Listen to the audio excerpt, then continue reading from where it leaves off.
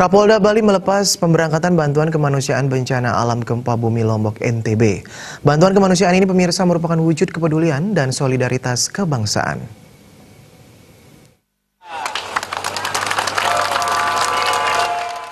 Kapolda Bali Irjen Polisi Petrus Ergolose melepas keberangkatan puluhan truk yang membawa bantuan logistik berupa kebutuhan pokok seperti makanan, kasur, selimut, dan lainnya ke Lombok NTB. Pihaknya juga mengucapkan terima kasih kepada partisipasi anggota kepolisian, mitra kerja dan masyarakat Bali ikut merasakan penderitaan masyarakat di Lombok dengan memberikan sumbangan kepada masyarakat Lombok yang dipercayakan dalam penyalurannya oleh Polda Bali.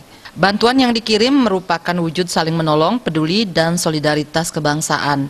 Masyarakat yang masih ingin berpartisipasi memberikan bantuan, pihak kepolisian Bali akan menerima dan mencatat dengan baik dan akan dipertanggungjawabkan. Saya sebagai Kapolda juga mengucapkan terima kasih kepada partisipasi masyarakat dari beberapa mitra kerja dari kepolisian, bahkan boleh dikatakan partisipasi masyarakat yang tidak mengharapkan apa-apa, yang mau memberikan lewat kami dari kepolisian daerah Bali untuk memberikan sumbangan ke Lombok.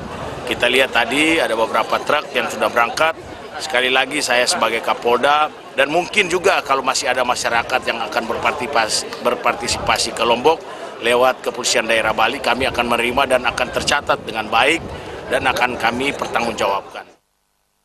Dampak gempa Lombok yang terjadi beberapa waktu lalu juga dirasakan di Bali. Tercatat total dana yang terkumpul dari seluruh anggota Polda Bali, Asosiasi Tuna Indonesia Provinsi Bali, pengusaha dan masyarakat di Pulau Dewata terkumpul mencapai 393.812.000. Agung Ria dan